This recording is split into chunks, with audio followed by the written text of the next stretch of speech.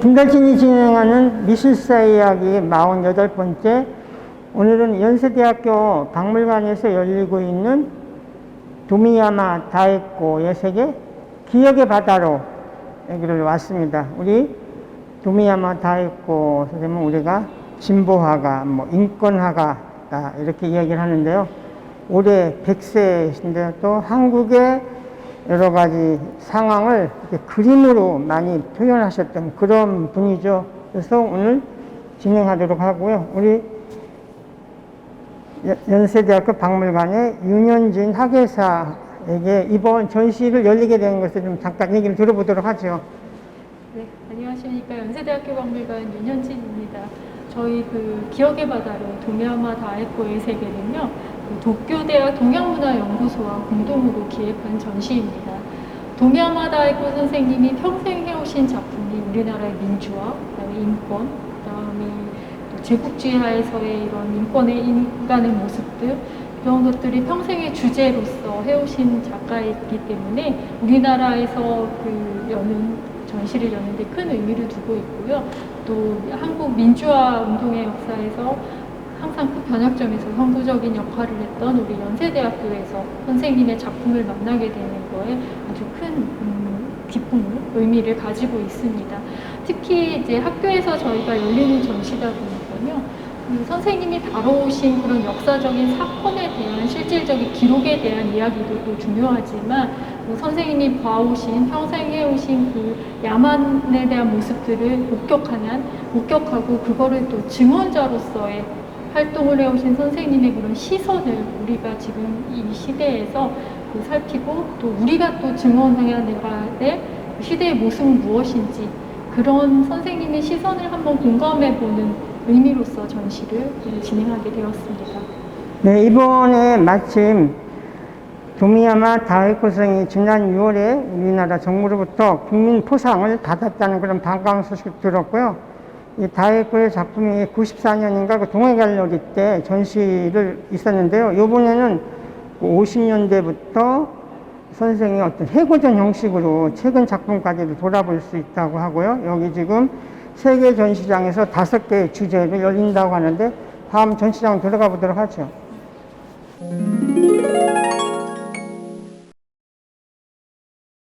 네, 이번 전시의 가장 메인인 어떤 전쟁의 기억, 20세기 전쟁의 상언성에서 역사가 담아내지 못한 이런 이야기들을 담아낸 것 같습니다. 네, 맞습니다. 이번 전시에서는 저희가 총 5가지의 주제로 선생님의 작품을 구성해 봤는데요. 첫 번째 이야기가 바로 전쟁의 기억입니다. 도미야마 선생님은 1921년에 고베에서 출생을 하시고요. 30, 40년대 만주에서 청소년기를 보내셨습니다. 그때 겪었던 본인의 전쟁의 그런 경험들, 참혹한 모습들, 그 다음에 러시아, 중국, 조선, 일본인 다양한 국가의 사람들과 겪었던 그런 청소년기의 경험들이 본인의 평생 해온 작품들의 항상 기본적인 그런 근간이 되었다고 합니다. 그때 경험했던 그 관동군들이 벌였던 참혹한 전쟁의 모습들, 이런 것들이 늘 기억에 남아 있고요. 본인이 이제 글에서도 본인의 회고록에서도 얘기를 하는데요. 한국에서 알게 된 것은 일본의 존재가 남긴 어두운 그림자였다. 식민지 지대와 그 처참한 전후 처리가 남긴 슬픔과 상흔, 피해를 입은 측의 고통과 분노의식을 읽을 때 가해 측의 일본인인 나는 어떻게 답할 것인가? 나는 그 해답에 대해서 생각하기 시작했다. 이러한 마음을 가지고 선생님께서 바로 전쟁의 기억에 나오는 작품들을 제작을 하셨습니다.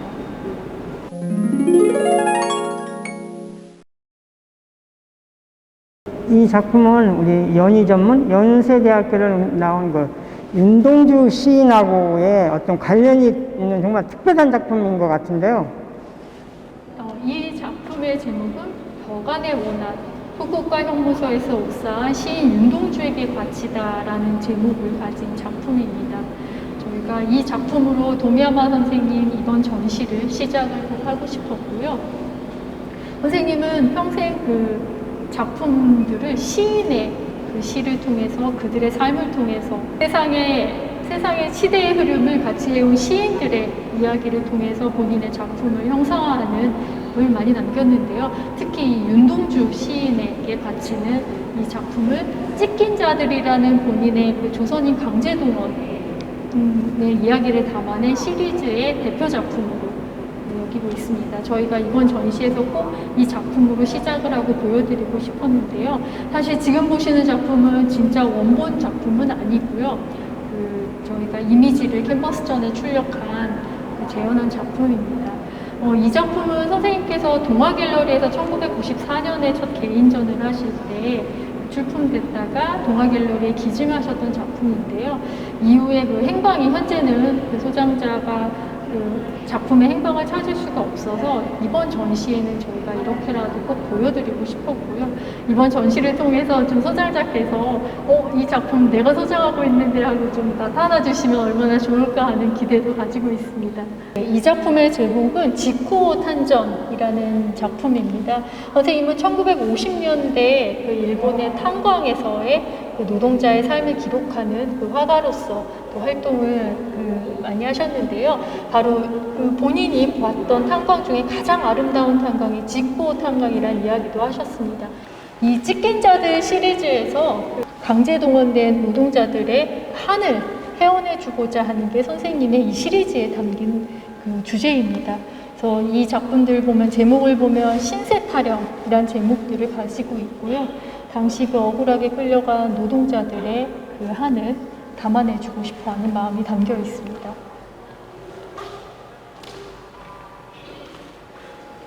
신세타령 무제로 되어 있나요? 네, 여기는 석판화인가요? 네, 이 작품은 석판화, 이 시리즈는 석판화로 구성되어 있는데요. 선생님이 그 영화 터져라 봉선화라는 영화에서 이야기를 하시는데, 내가 서양 미술을 공부했기 때문에 유화로서 작품을 표현하려고 했는데 뭔가 그 부족한, 담겨내지 못하는 그런 부분이 있었다. 그래서 석판화로 한번 제작을 해봤더니 내가 담아내고 싶어 했던 그런 깊은 슬픔, 깊은 어둠이 바로 이 짙은 어두운 흑색을 통해서, 검정색을 통해서 드러낼 수 있었다라는 이야기를 하시면서 이 시리즈를 석판화를 통해서 제작한 계기를 말씀을 하고 계십니다. 특히 이 시리즈는 그 한을 회원해주고 싶어하는 마음을 담아내고 있다고 말씀드렸는데요. 직접적인 유고를 표현한다거나 또 굿을 통해서 무당의 저희 굿할 때 한지를 통해서 이렇게 회원의식을 하는데 그런 도상들도 많이 표현을 하고 계십니다.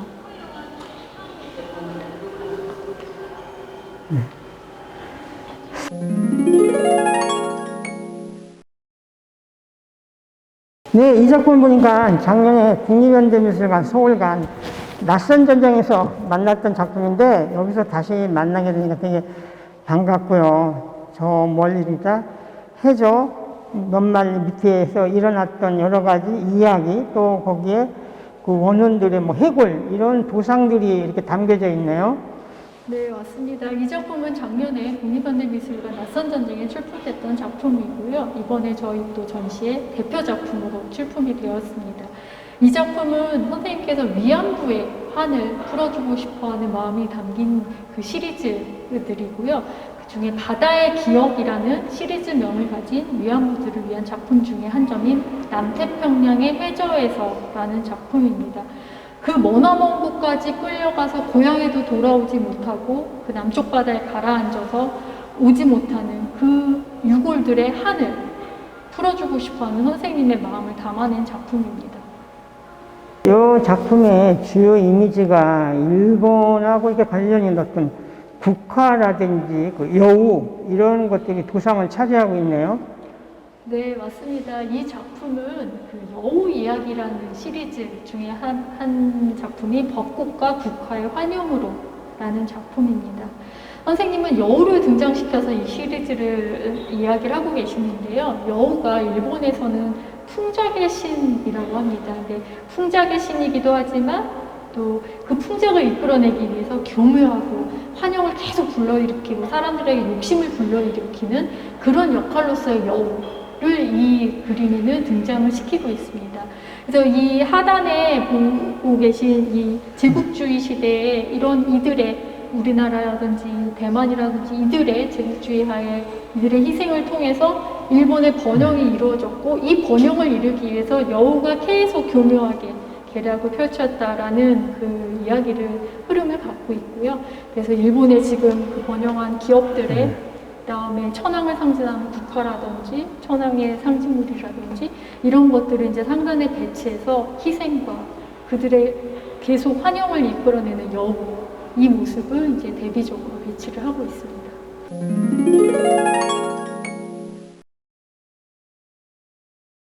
이번 시리즈는 20세기 레퀴엠 하얼빈 역이라는 제목을 가지고 있는데요.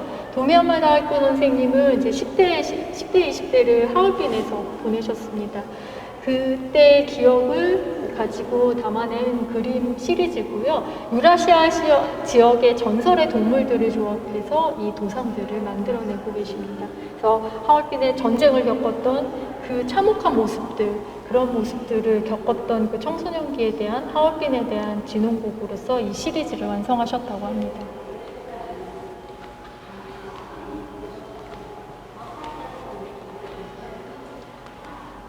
유라시아의 어떤 상징적인 하늘과 땅.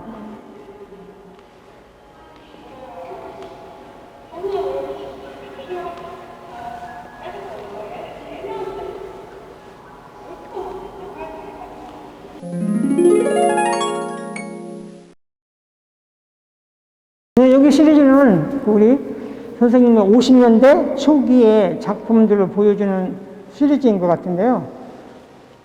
네, 도미야마 선생님은 50년대 이제 광산으로 직접 가셔서 광산의 노동자의 삶을 기록하는 화가로서 활동을 하셨습니다. 그 도미야마 선생님은 아름다운 풍경, 서정적인 모습을 담아내기보다는 노동자들의 그런 삶의 모습을 담아내는 그런 화가로서의 활동을 많이 그 생생한 사회의 모습을 전달하는 그런 화가의 활동을 많이 하셨는데요. 본인 스스로 이야기하실 때 50년대 들어서 일본의 현실을 마주한다는 의미로 언젠가 본 광산의 풍경을 테마로 르포르타주로서의 회화라는 글을 붙여서 자유미술가 협회에 참가했다라는 이야기를 하십니다. 본인의 그림의 테마가 광산과 탄광으로 바로 땅 밑에서 살아가는 사람들의 편에 서서 땅 위를 바라보고자 했다라고 본인이 선생님께서 이야기를 하고 계십니다. 이번에 출품된 지금 보시는 이 드로잉 작품이 이번에 출품된 작품 중에 가장 초기 작품입니다. 50년대 탄광의 모습을 담아냈고요. 본인 스스로가 기자로서 이제 활동을 하기도 했어요. 탄노신문이라는 신문의 기자로서 활동을 하면서 사회 참여적인 운동으로서 화가로 활동을 하게 되었습니다. 이후에 이제 도미야마 선생님께서는 이 광산의 그 광부들을 따라서 남미로 여행을 하게 되고요. 남미의 모습들을 이제 마주하면서 민주주의 운동, 민주화 운동에 대해서 좀 더 고민하고 사회 참여적인 화가로서 내가 활동해 나가야겠다라는 이제 확고한 방향을 정하게 되었다고 합니다. 그리고 광산에서의 경험은 선생님은 그 일본의 번영에 있어서 제국주의 시대에 일본의 그 식민지 통해서 일본은 조선을 통해서 일본이 번영을 했고 또 50년대는 한국전쟁을 통해서 탄광산업의 붐을 통해서 일본이 부를 축적하는데 그 모습이 굉장히 아이러니하다고 보셨다고 합니다. 그 부조리함을 계속 느끼면서 그 이야기를 하고 계시고요.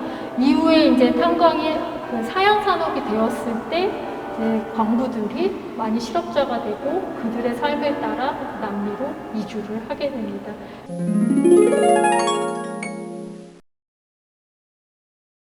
이거는 뭐 1970년대 한국의 여러 가지 모습들을 담아낸 이 드로잉 작품인 것 같은데요.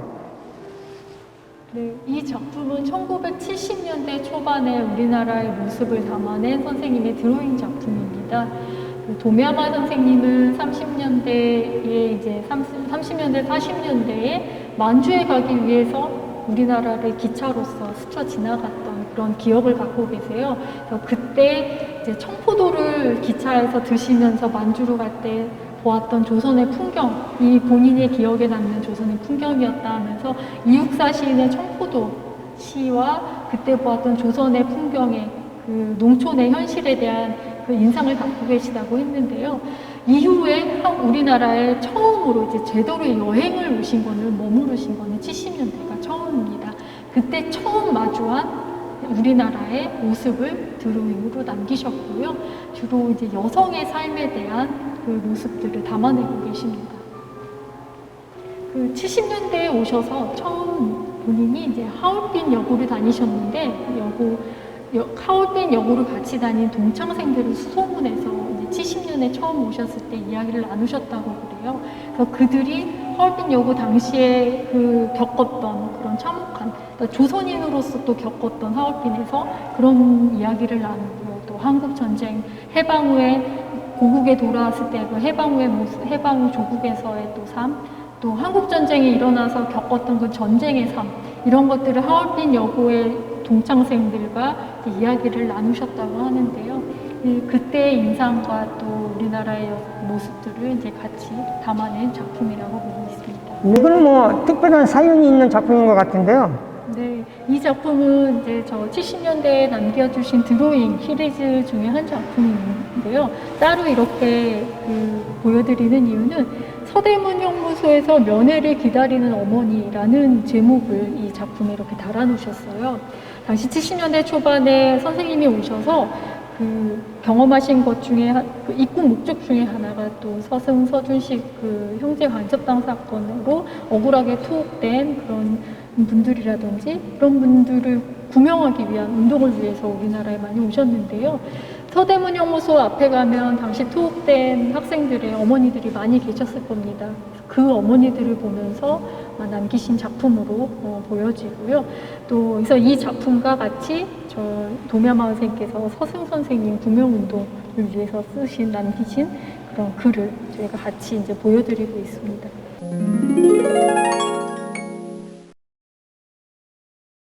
네, 이번 시리즈는 시인을 위한 기억인데요. 네, 이 시리즈에서는 선생님이 이야기하는 김지아 선생님의 시에 대한 그 이야기입니다.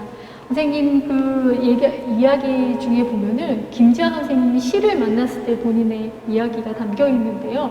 김지아 씨는 내 마음에 불을 붙였다. 잠에 취한 태평무드의 일본에서 볼 때 암흑을 살아가는 한국 지식인들의 어둠 속에서 자유를 찾아 해방을 찾아 감옥마저 마다하는 그 불타오르는 정신이 나를 붙잡고 놓지 않았다라는 말씀을 하십니다.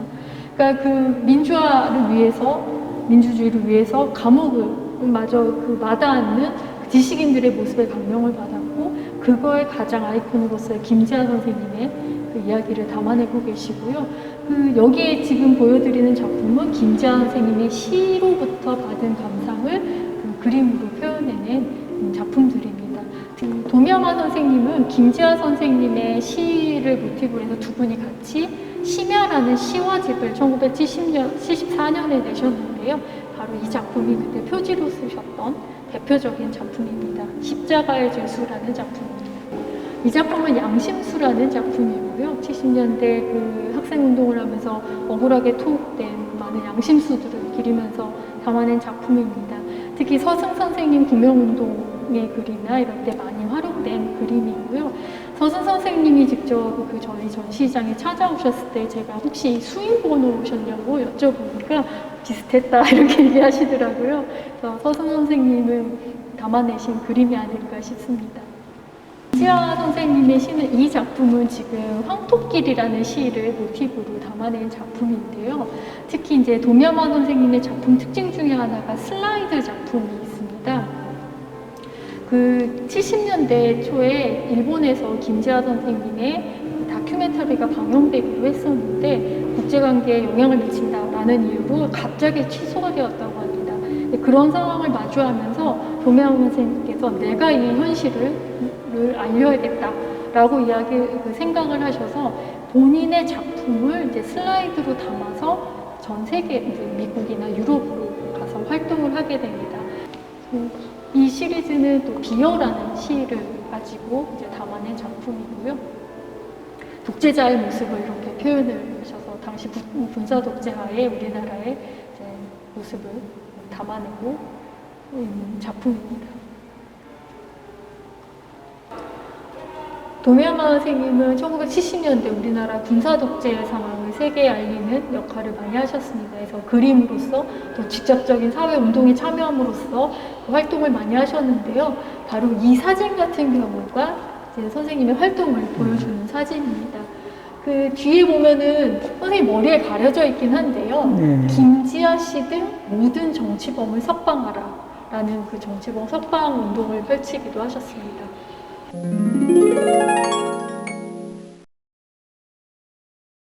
네, 우리 한국 현대사를 이야기할 때 빼놓을 수 없는 80년대 광주 민주화 운동, 그때 선생님이 그 내용들을 가지고 작품하면서 세상에 또 많이 알리고 여기에 보여주는 이 광주에 피했다는 어떤 대표적인 작품으로 우리에게도 너무나 많이 소개된 그런 작품이죠.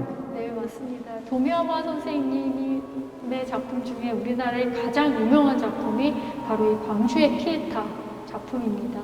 이 광주 시리즈는 선생님께서 이제 광주 5.18 당시에 우리나라에 입국 금지 상태셨다고 그래요. 1970년대 펼친 그 정치적인 활동 때문에 우리나라에 93년까지 입국 금지 상태셨는데요. 그 일본에서 접한 광주의 상황을 보시면서 흘러넘치는 눈물을 내가 정말 멈출 수가 없었다. 학생들이 새우등처럼 이렇게 굽혀서 손이 묶인 채로 이렇게 끌려가는 그들의 모습을 볼 때 본인이 표현할 수 있는 걸 결국 그림으로써 이 상황을 이제 알리는 그런 역할을 하게 되는데요. 6월 중순부터 한 3주 동안에 20여 점의 광주 시리즈를 완성을 하셨다고 합니다. 이 작품들을 가지고 또 세계에 우리나라의 당시 광주의 상황을 알리게 되는데요.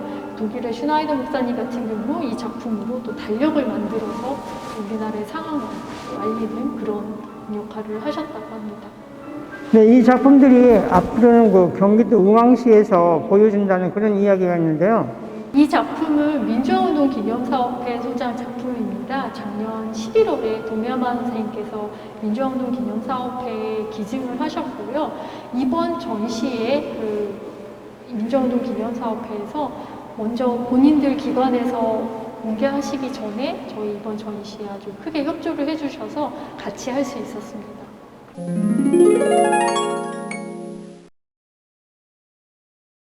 네, 이 후쿠시마의 기억은 우리가 생생하게 기억하는 일본의 그 원전 사고를 이렇게 주제로 다루고 있는데요. 네, 선생님께서는 이제 2011년에 후쿠시마에서 일어났던 그 사건을 가지고 이 작품을 또 시리즈를 하고 계십니다. 그 선생님께서 이 시리즈를 통해서 풍요로움과 편리함을 추구해오고 또 근대 문명의 종언이 아닌가 하는 그런 광경이었다라고 말씀을 하시는데요. 그래서 이 작품들을 보시면 일본의 그 신들이 노한 모습, 그다음에 그 자연의 파괴적인 이런 모습들을 담아내고 작품을 통해서 담아내고 계십니다. 인터뷰에서 그런 얘기를 하십니다. 후쿠시마에서 발견된 기억 나비 소식을 접하고 본인이 괴테에 죽어서 살라라는 시를 떠올렸다고 하는데요. 모든 것이 파괴되고 안 묶이고 한 치 앞도 안 보이는 그런 상황에서 또 나비를 통해서 새로운 희망, 새 생명을 이야기하는 그런 의미로서 또 이 시리즈를 이어가신다고 보고 있습니다.